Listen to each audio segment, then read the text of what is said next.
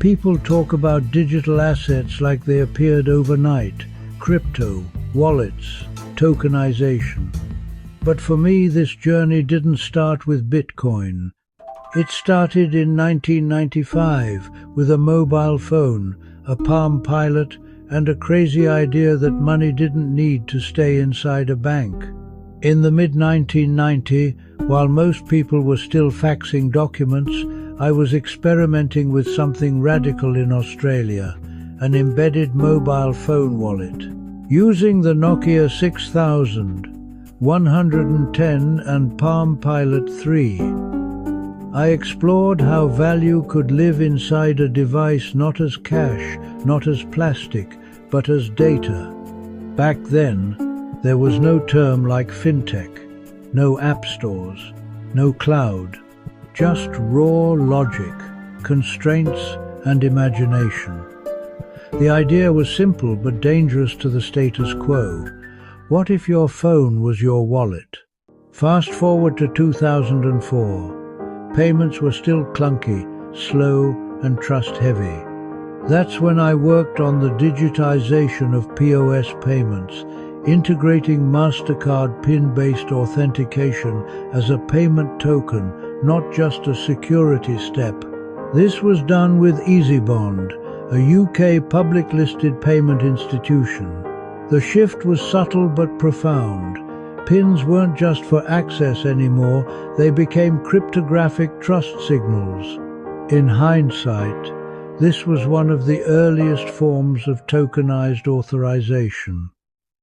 By 2010, I was already looking beyond payments.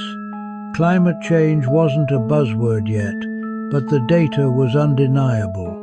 So I built one of the earliest carbon credits exchanges in Australia, digitizing environmental value before ESG became fashionable and long before green finance had a marketing budget. The insight was clear.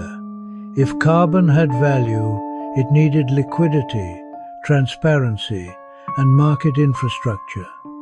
Carbon was going digital, even if the world wasn't ready to admit it. In 2012, Bitcoin crossed my path.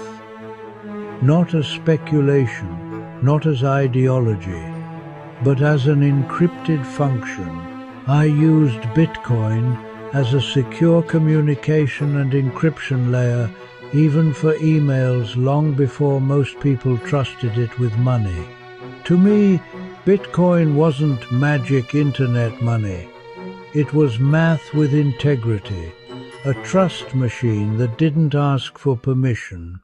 In 2015, I launched my first dedicated wallet payment company, Tianpay, in Hong Kong. This wasn't just about payments, it was about infrastructure, connecting wallets, merchants, and users into a system that could scale globally while staying compliant locally. The mission was simple: make digital value move as easily as a message. By 2017, crypto had entered the mainstream conversation. That year, I built and launched the first Bitcoin wallet for an Australian public-listed company. This wasn't a prototype. This was production-grade, board-level, audited. Real money, real users, real risk. Crypto had officially crossed the line from experiment to enterprise. In 2021, we took the next leap. TenChat, a super app combining payments, wallets, identity, and communication, was presented in the United States at Trump Tower. This wasn't about geography, it was about signaling. Digital identity, digital assets, and digital communication were converging into one ecosystem, one app, one wallet, one user. Today, my journey continues with HSAC, a new perpetual DEX, designed for the next era of digital markets. Non-custodial, AI-aware, built for speed, resilience, and global compliance. Because the future of digital assets isn't just about trading, it's about architecture, trust without borders, and systems that outlive hype cycles.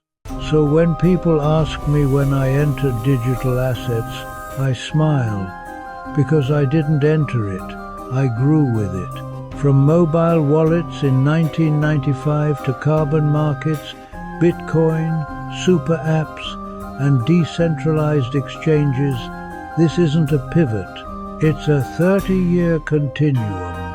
And honestly, we're still early.